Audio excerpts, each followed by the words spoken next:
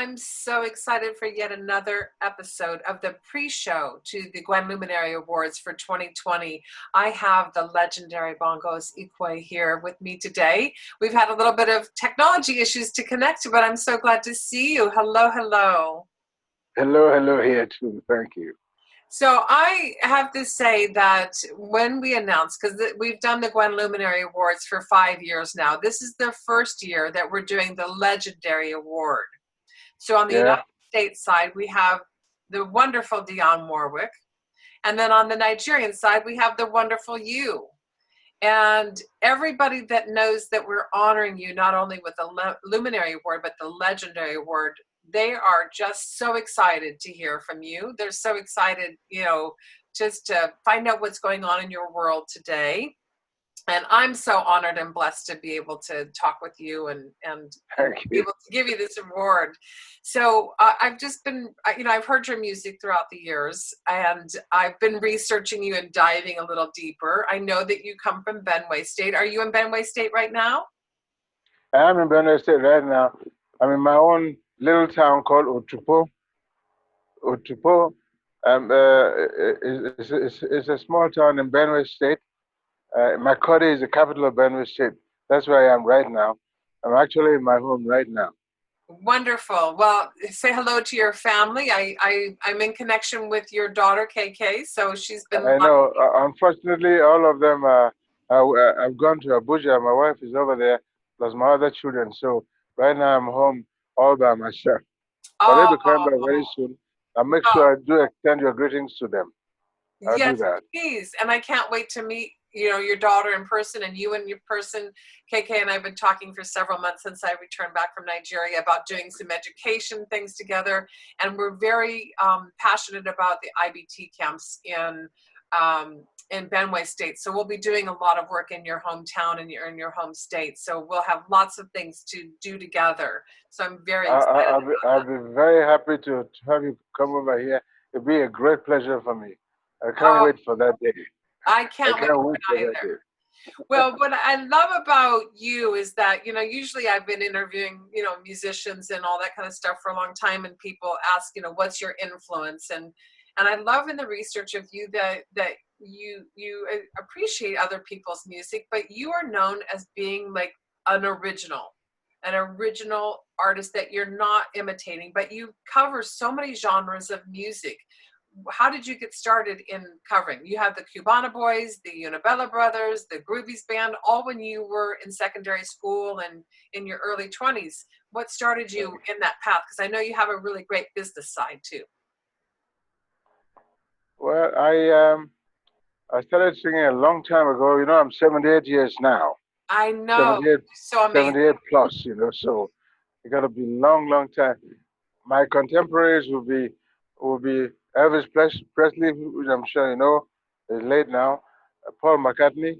These are my contemporaries, and if you check their age, they uh, they were like the same age about now, so to say. And while in school, I kept writing songs. I, I, I, I'm glad to let you know that some of the songs are written there are very relevant now. Like one of my songs called "Man and Man."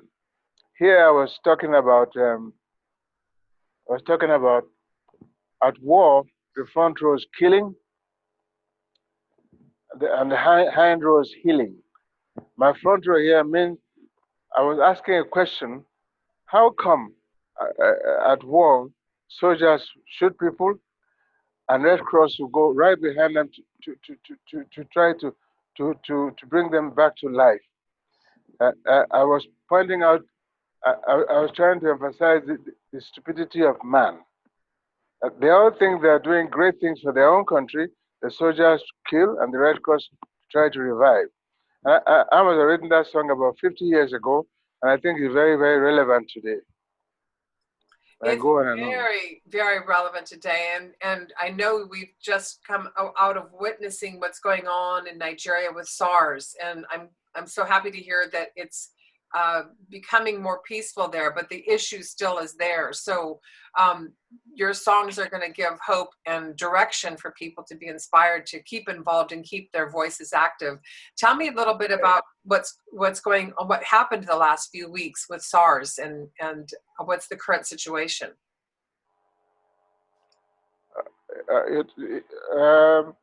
Well, the country has calmed down right now, but we all saw what happened. It's like something happening all over the world, really. I'm not talking about the pandemic in particular, but it's like something has happened. I have looked at this and I've said the planet Earth is wounded and requires healing. And until the planet finds its healing, there'll be a whole lot of catastrophes happening all over the world. That's how I've looked at it.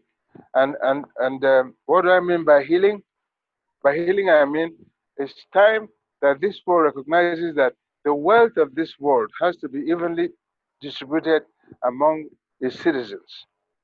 And until that happens, climate change, young people getting angry, until that happens, the planet requires healing. Until the planet is healed, it will remain wounded. As long as it remains wounded, I don't think we'll have peace with us. That's what I'm working on right now as a person. I call it the power of zero. And I think I did a little mathematics as a young person in the university, but that was kind of elementary. By power of zero, I mean, I said mathematics has, there is a missing sign. If you write 1 plus 1, it becomes 2, right? If you write 2 minus 1, it becomes 1. If you write 4 divided by 2, it becomes 2.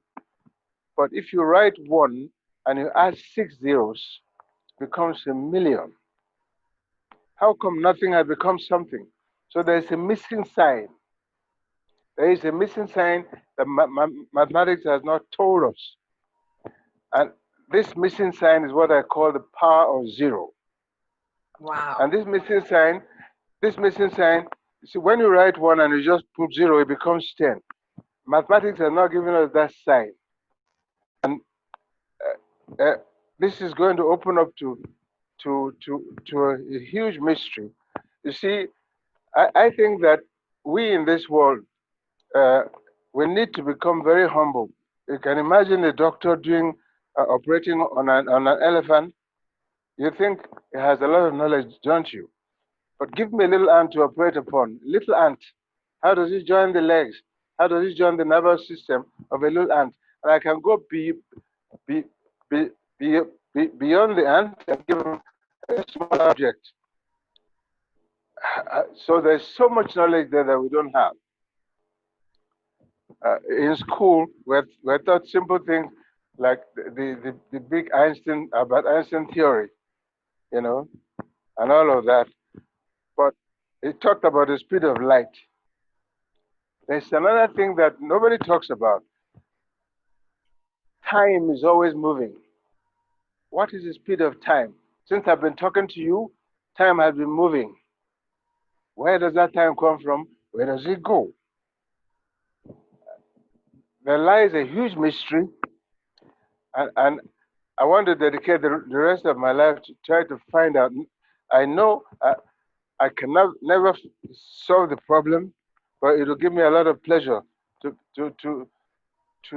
try a little. And by trying a little, I say, see, if you divide 1 by 0, you get infinite. I believe that God Almighty, I'm not a religious person. No, I'm not. But I'm pro-God and anti-religion. I believe that God humbled himself to become God. If you humble yourself and you attain the humility of 0, you can be great. Humility is the only thing that can conquer arrogance. I think the time has come, if we recognize that we have a huge thing, we think we know anything at all, is because we don't know anything at all. I think I'll stop talking. until you ask me more questions. My mind is just expanding, and so much joy to have this conversation with you, because I don't even know where to begin. Going back to the thing that there's so much healing that needs to be happening in the planet beyond COVID. The fact that there was SARS, which is police brutality, happening in Nigeria. At the same time, I heard news of it happening in Germany and France and Italy. Of course, it's happening in my own backyard in the United States. There's an epidemic of ill proportion. And when you said the power of zero, I've had, like, I call them angel kisses, the chills all the way down my body the whole time you're talking, because it makes so much sense to me. The interesting thing is, and we'll talk about Two-Face Idibia in this time as well, but he has the movie that he did called The Power of One. So we have merchandising to raise money to be able to bring programs and bring finances and funding to these programs for human rights and education in Nigeria. So I've been thinking the power of one, and the power of one is beautiful. And it is that we can change our lives, but we can also do it together. But the infinity of zero, to add, when you said add those 6 zeros after the one and you have 1 million, I think you just created a whole new system of thinking. The power of zero is so fantastic. I feel like I'm just sitting at the heels and I just want to listen all day about this theory. And I'm so glad that you've dedicated your life to continue on this. And I want to learn and grow with you and help expand that and spread this word, because it's really a magnificent and an important message to give to the world. Thank you very much indeed. Absolutely. You know, like I said, I'm anti-religion and pro-God. I believe that the God that I believe in, you don't have to believe in my God, but the God that I believe in is only God that when it wants to give, there's infinite quantity there. It can never finish. And because God assumed the zero position, he became humble to become that great. And the only way to become really great is to attain zero arrogance. And with zero arrogance, allows for ego to go away, so you don't get in conflict. Because only humility can conquer, can destroy arrogance. Nothing, just like I believe that light has never seen darkness. As soon as you light up something, darkness disappears. So I believe that maybe the God that we worship has never seen, does not understand darkness, because he has never seen it. Because God is light. And as soon as light comes, darkness disappears. So we need to find a way to talk to young people so that they can understand. If the wealth of this world is equitably distributed, I believe that there will be peace in this world. And I believe that all the fighting and all the hatred will disappear. Even the climate change that we talk about, when we go set bushes on fire, we destroy the habitat of other creatures. And all of this will come together if we understand the power of zero and become humble, humility. And I have this for young people. I don't know where, this is not my own idea, but I don't know where I read it from or got it from. It says, look for money as if you will never die, worship God as if you will die tomorrow. Look for money as if you will never die, worship God as if you will die tomorrow. All the young people need to understand this. They need this money. Don't let anybody tell your child or your young boy or your daughter that she doesn't need money.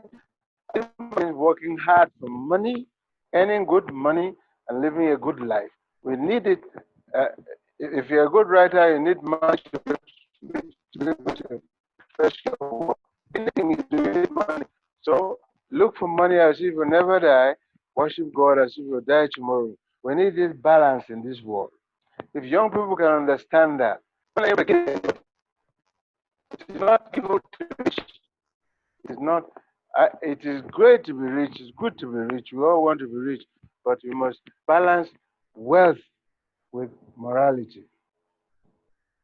That is so wise because, you know, that old adage of money, you know, money is the root of all evil. I've never believed that because I believe that money gives us a tool and it's an energy source to keep us, you know, from poverty and to follow our dreams. And if we stay, like you say, humbled and in service for humanity and for the betterment of the world, then we make better choices. So you say that, you know, everyone should have equal balance of funds and money and all that. How do you propose to that for that to happen? Because there's such a disparity between wealth and poverty right now. Well, hard work is key to all of this. Um, you see, we must find a way to conquer laziness. Laziness is there, staring at everybody. It's very easy to become lazy. So, uh, if we all work hard, we begin to change the world in our own way. If we are lazy, we also change the world negatively. I don't, you see, if you look at nature, there is positive and there is negative. They must coexist. If there was no tall, we'll never think of short. I believe that if, it, if there was no God, there would be no evil. There would be no devil. If there was no heaven, there would be no hell. So we must learn to coexist with evil because that's the only way God has created this planet. If if if positive goes away, negative will also disappear. We have to find a way to coexist because it was designed that way before we got into it. And hard work is the positive side of this. Laziness is the other side of it. And the two must coexist. You cannot you cannot give a definition to anything until you have enough facts. I cannot sit out here and tell you over there right now that it is evil to be rich, that money is not good, or that money is good. You see, uh, what about fire, for example? You use fire to cook your food. It's wonderful. You use fire to boil your water to have your butter. But when fire becomes a huge fire and burns down your house, it becomes evil. Same thing with water. When it becomes typhoon, so there is positive and negative to anything and everything. We have to find a way to live with each other, knowing that it doesn't matter what I say or don't say, evil will persist in this world. Without evil, there is no good. Can we find a way to coexist? That's why we cannot condemn people or judge people very quickly. If somebody is evil, find a way I say the only way to conquer fear is to do right. So fear itself is very dangerous. We have to find a way to coexist with each other without judging, without being judgmental. And judgmental people are, you know, keep going, sorry. No, it's okay. Because like I said, positive and negative must coexist. If they don't exist, our planet will not be there. And you bring up fear, and to me, I heard this a long time ago, and it made so much sense to me. The opposite of fear is love. Yes. So it's so interesting, the concept that instead of people, you know, like all of us that are trying to do good in the world, we're like, we need to wipe out the fear, we need to wipe out the negativity, we need to wipe out the darkness.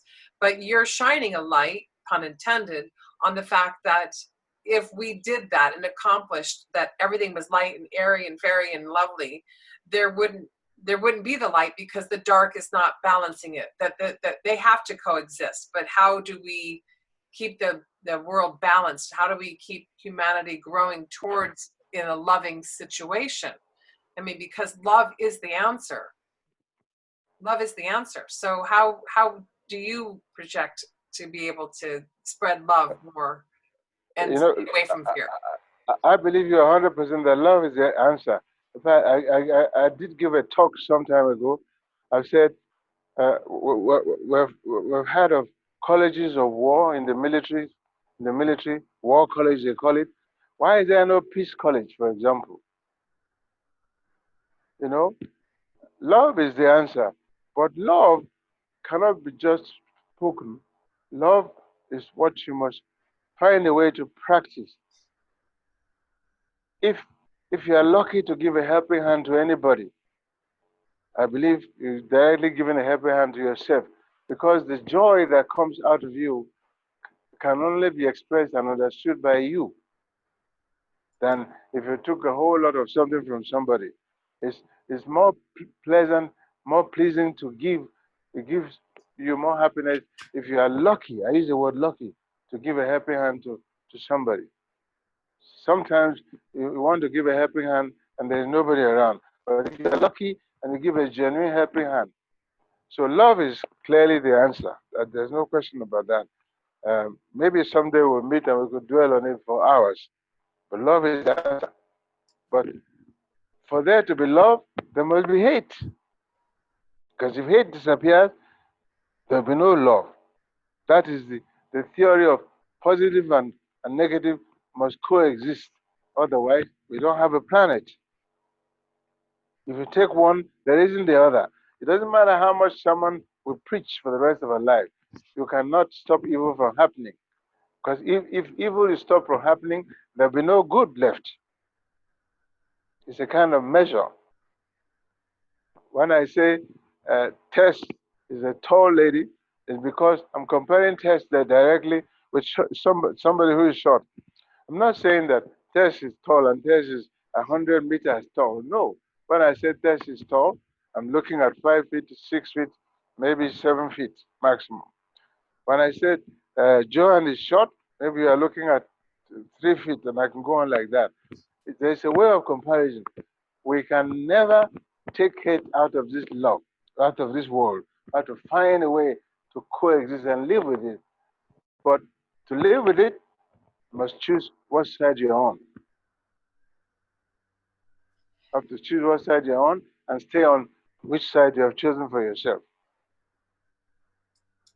So you must have always been this very deep philosopher, because your lyrics have reflected that over the years with Still Searching and Amen. One of my favorites I love is Cockcrow at Dawn. I love that song. I love all your songs, but that just, whenever I hear it, it just makes me which one is that? Cockcrow at Dawn. Oh, Cockcrow at Dawn. Okay. I love that, because I've been traveling to Africa for the last 20 years, and whenever I hear a rooster, I just feel like Africa. It's so beautiful. And I love that song. I love all your recordings. So how your lyric writing is so deep, and I know you've been asked this a lot, but do you have any current observations about how your lyrics have told the story of the life and have still existed and still mean so much after all these decades? Can I say that again, please? Your lyrics, you're very deeply philosophical, even as a young man, and your lyrics reflect that. Do you have any new observations, being where you are in 78 years old, looking back at how you as a young man wrote such in a deep spiritual place? Do you have any current observations of what that driving force was? Because your nickname was Forge, right? So what was that forging force that created that space to be channeling those beautiful lyrics, and how they've stayed solid after all these decades? Sometimes it's just pure observation. I wrote a song called You Can't Hurry the Sunrise. You can't hurry the sunrise. And I said nothing other than to observe. The wind never stopped blowing. The river never stopped flowing. Just like the wind and the river, the whole world is in motion. No matter how hard you try, you can't hurry the sunrise. I said nothing. I just made statements. I just repeated what we see every day. And people think it's we don't have a choice how to observe the world. Just observe things, you know. You can't hurry the sunrise is a classic example. I wrote another song about Nigeria called Nigeria Has Come to Stay. I said, Nigeria has come to stay, nothing more to say. Arise, salute the nation, come join the celebration. The people united can never fall. The sun will shine and the rain will fall on our land vast and mighty, which is blessed by the Almighty. I just said nothing, but said things. I didn't say anything that people have never had. The sun will shine and the rain will fall on our land vast and mighty, which is blessed by the Almighty. It's nothing that I just repeated what you see every day. Most of the time, that's all I believe writers do. You can only write about humans. I can't write about spirits. I'm not spirit. I don't even know where to start. You know. But your lyrics give us time to really pause and see the visuals of how you paint the picture. You know, how you can't hurry sunrise is so profound. It's so beautiful, and it's, as you said, so true. And so when you watch the sunrise, you're just living in the moment. You're living to be present. And I think that's another really great message that I feel is important for people to know. Living in the present, living in the moment, living in love are important elements in where we are in the world. I've seen some of your footage. What was it like to stand before? Because you're so charismatic on stage. What was it feeling like to be singing Amen and having an entire stadium of people, you know, singing back at you? Tell us about that feeling. It must have been so beautiful. Well, sometimes great feeling. Sometimes I walk into a place and they're singing my song. It's a great feeling. But um, but more than that, there's a message that I wish I could tell the world. Um, the deeper message, like saying something like, all the darkness in the world cannot put out the glow of one candlelight. All the darkness in the world cannot put out the glow of one candlelight. That again goes back to the power of zero, humility. Doesn't matter how evil you are, uh, good will always prevail against evil. If you humans can understand this kind of message and grow love instead of hate, love will save us, hate will destroy us. Excuse me. If if if you wake up uh, feeling angry or feeling bad about somebody, you're already fighting with yourself, and the person may still be sleeping. But if you clear your mind and let this hate disappear, get out of your system, you do yourself a favor. And that's where all the darkness in the world cannot put out a glow of one candlelight. That shows how powerful goodness or good is compared to evil. If we can choose the side of this world that we want to live in, uh, then we begin to make the world a better place. It's so true in all ages, but particularly now, you know, in COVID, people are having struggles, and, you know, because we're kind of locked down. If you're by yourself, you're locked down and a little bit lonely. And if you're with families, you're kind of on top of one another. And there seems to be a lot of opportunity to be able to know that you can be the glow of one candle. And if you have conflict in your life, to approach it from a place of love and understanding rather than judgment. It seems like we can get through this challenging time and really get through and just remain, you know, in love with ourselves, and have self-love and have love for our family and our communities. That would help shift things as well. It sounds like that's what you're saying. It's inspiring me. Yes. You see, you ask if I go into a stadium and see a lot of people listen to my song Amen, how would I feel? I, I don't think like that. I think if I'm on a huge stage and there are lots of people and I'm about to get an award. At that point, is there anything inside of me to say, hey, wait a minute, you have a security guard, somebody who is looking after your house. Have you paid him? If at that moment of my great height, my great hand clap and my great applause, I can remember the little person I owe some duty. That's always how I think. If that moment comes, I'm about to get the award that's sitting here, can I quickly remember that there are lots of people maybe working for me and haven't paid? If I can remember that, I always feel good. I feel, I feel enriched with something that I cannot describe. I wish everyone would think that too, because there's so many people that are greedy and all that. So these are such beautiful lessons. I could talk to you all day.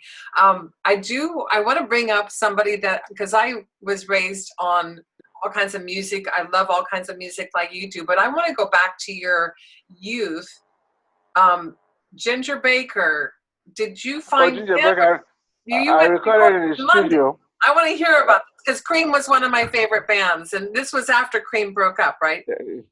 I So recorded in the studio. I met with him in Lagos. He came to Lagos. I recorded in the studio. I did. You can't hear the sunrise in the studio. Ginger Baker, he's a drummer. yes, He was a drummer. Yes, a jazz drummer. The Cream. Yes. Yes. what was it like to work with him? That must have been so amazing, and he must have Well, been very in awe to work with you too. it was a nice person, but it's quite aloofish. It's very much on its own. It wouldn't get in your way, and it will do it. It feels good too if you don't get too much in his way. Make sure that he gets the job done every day. You know, I met with him, but we're not very close friends. We didn't, but he was a nice person. I bet he was so honored to work with you. I bet he was Sorry? so honored. I bet he was so honored to work with you. Thank you. I believe he was. We had a great time there in Lagos at the time. We were recording in the studio. Had a great time. So speaking about The being in studio was called the Arc Studio. Arc Studio, Arc Studio? Arc Studio. Is that like ARC. Arc Arc Studio? Studio. Oh, Arc beautiful. Studio. Arc So Studio. speaking of being in the studio, rumor has it that you know, because everyone's asking me, when's he coming out with something? And I said, well, I heard a rumor that you were in the studio recently with Two-Face Idibia, who's going to be our featured performer on our GWEN Luminary Awards. So whatever you can share, because I know it's behind the scenes right now, but I also understand that you're working with two of your daughters in the music scene too. So Yes. tell us what's going on, because everyone's anxious to hear from you again, musically. I'm working with two of my daughters. The elder one is called Omei, and the younger one to that is Jessica. And I like working with them. In fact, I like their voices.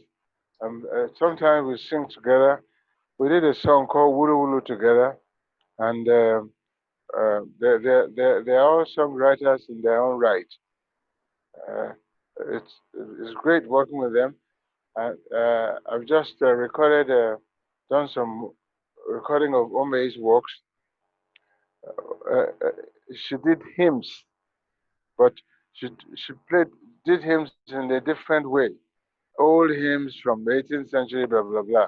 Tried to play it like jazz to take the monotony out of that. That's the last work that we've just done. It's not been released yet. I'm hoping that we'll release it before Christmas. I'm not too sure yet. We haven't done the mixing and the mastering yet, but I believe that you know we must allow the younger generation to express themselves. She was happy to do hymns her way, and I was happy to help her along, doing it her way. The world must change. It has to change. Must accept it happily, gladly, and nicely. And how blessed the world gets to hear not only you releasing new music, but to do this with your daughters. How lucky are your daughters to be? I wish my dad was still here with me. He wasn't musical or anything like that, but what a blessing that you get to work with your family and bring in your next generation and them following in your footsteps. And speaking of following in footsteps, can you tell us a little bit about being in the studio with Two-Face Idibia recently and what the music will be and when it might be released? When the song might be released, when I'm able to finish working on it.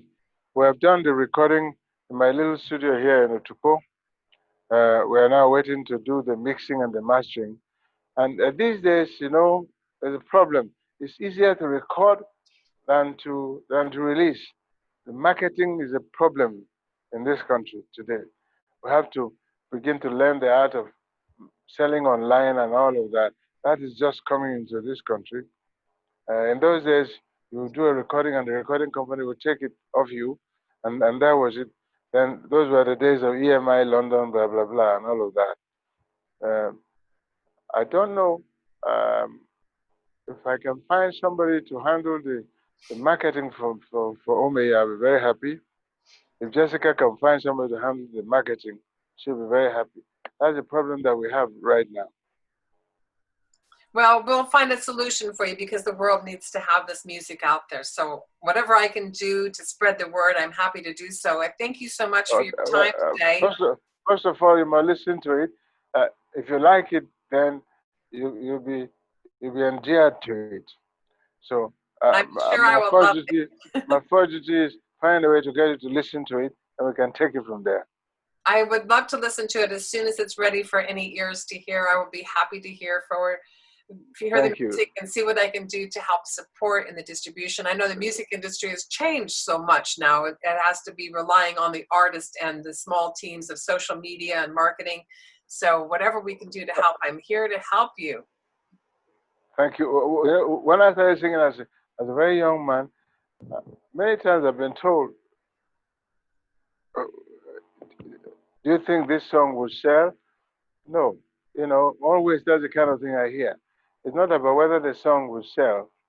It's what you don't know about the song. Sometimes I've been thinking of doing a song with the title, "These Songs Are Not for Sale." Oh, that's a great song title. And watch it will go to #1 all over the world. Maybe that's a song you'll write this weekend. You know, so I'm sure you heard of the saying, a showman is as good as his last show. Yes, that is for sure. That is for sure. Well, that means that we must take the next recording as the only recording that we ever done. The next show, you must take it as if it's what you must put your life into. So until you hear the song, I'll say nothing about it. I'm looking forward to it. I hope when the time comes, you listen to it. If you like it, great. If you don't, great. I'm sure I will. And I thank you so much for your time today. I could talk to you for hours. You have so much valuable insight. And I'm looking forward to more in the future. I'm looking forward to our awards ceremony where you will be honored as the Legendary Luminary Award for 2020, the first of the year of the Legendary Awards, as I mentioned at the beginning. Dionne Warwick on the United States side, and you, Bongos Ikwue. I love saying your name. It's so fun that you'll be Bongos Ikwue. That's correct. I love Bongos Ikwue. Bongos Ikwue. Yes, thank you. So thank you again for coming on to Gwen Talks for the pre-show interviews for the GWEN Luminaries 2020 Awards ceremony. And thank you so much, and we'll be right back. It's my pleasure indeed. Thank you. Thank you.